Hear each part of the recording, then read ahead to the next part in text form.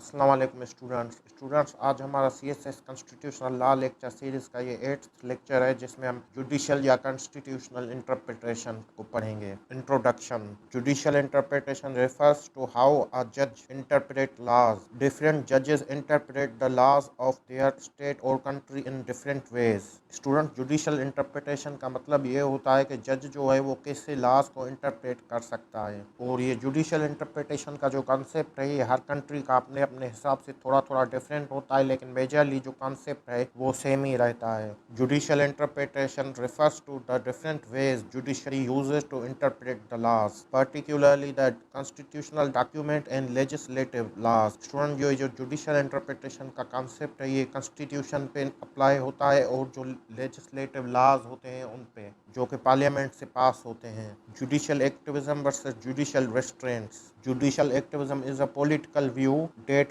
courts are best positioned to develop law through the interpretation of statutes in light of the US or state constitution in current public sentiment. Student, judicial activism जो होता है उसमें जो court होती है वो law को इसे इंटरप्रेट करती है जो करंटली पब्लिक की डिमांड है या उसकी सेंटीमेंट है, पब्लिक क्या चाहती है उसके हिसाब से जुडिशरी अपना फैसला देती है, वो लॉ को इंटरप्रेट करती है। Judicial restaurant is the political view court should refrain from issuing opinion that expand or change the nature of the existing law unless absolutely necessary. Student, हम जुडिशियल रेस्ट्रेंट उसको कहते हैं कि कोर्ट जो है उसको लॉ को मतलब जो है स्ट्रिक्टली फॉलो करना चाहिए और लॉ को ऐसे चेंज नहीं करना चाहिए जो कि मतलब जो एग्जिस्टिंग लॉ है उसके बिल्कुल ही मतलब खिलाफ हो। जैसे कि आपने देखा होगा कि जो जुडिशियल एक्टिविज्म है उसको जो है जो पॉलिटिकल पार्टीज हैं वो उसको हमेशा क्रिटिसाइज करती हैं, क्योंकि जो जुडिशियल एक्टिविज्म होता है जो कि करंट पब्लिक सेंटीमेंट के हिसाब से कोर्ट फैसले देती हैं वो अक्सर तौर पर जो पॉलिटिकल लीडर्स होते हैं उनको पसंद नहीं आते और वो इस पे जुडिशियरी को क्रिटिसाइज करते हैं। और जो जुडिशियल रेस्ट्रेन होता है उसमें जो कोर्ट है वो स्ट्रिक्टली लॉज को इंटरप्रेट करती है, मतलब जैसा लिखा हुआ है वैसा ही कोर्ट फैसला देगी।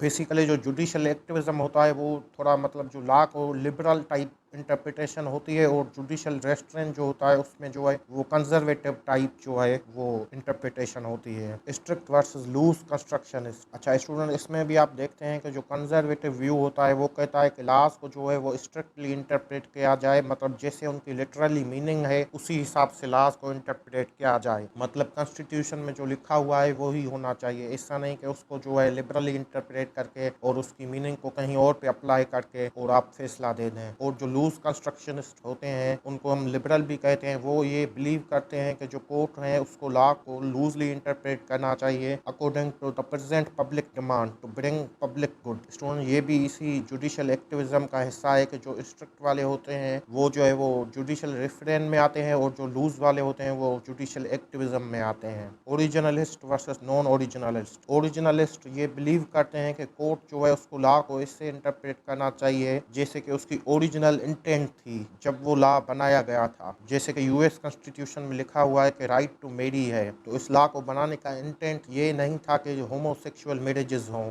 लेकिन बाद में जुडिशरी ने इसको लूजली इंटरप्रेट किया और ये कह दिया कि जो राइट टू मैरी है वो होमोसेक्सुअल मैरिजेस पे भी अप्लाई होता है। Non originalist believe that court should interpret the law in a way to grow and adopt new circumstances by liberal interpretation. तो स्टूडेंट, ये वही बात है कि जो नॉन ओरिजिनलिस्ट होते हैं वो कहते हैं कि कोर्ट जो है उसको लॉ को लिबरली इंटरप्रेट करना चाहिए। Conclusion. Judicial activism and judicial restraint are two opposite philosophies, one is liberal and the other is conservative. Both are equally important for a court to follow in a way to protect the constitution as well as to protect the public। तो student, जो judicial activism होता है वो basically जो है वो public demand के हिसाब से फैसला देता है और पब्लिक को प्रोटेक्ट करता है, और जो जुडिशियल रेस्ट्रेन होता है वो कॉन्स्टिट्यूशन को प्रोटेक्ट करता है या लॉ को प्रोटेक्ट करता है। तो ये इम्पोर्टेंट है कि जुडिशरी जो भी फैसला दे वो मतलब इन दोनों को बैलेंस करके और फैसला दे, कभी फैसला पब्लिक के हक में दिया जाए और कभी जो है वो कॉन्स्टिट्यूशन को प्रोटेक्ट किया जाए। तो इस लेक्चर को हम यहीं पे ख़त्म करते हैं। अगर आपको वीडियो पसंद आई है तो लाइक करें और सब्सक्राइब करें।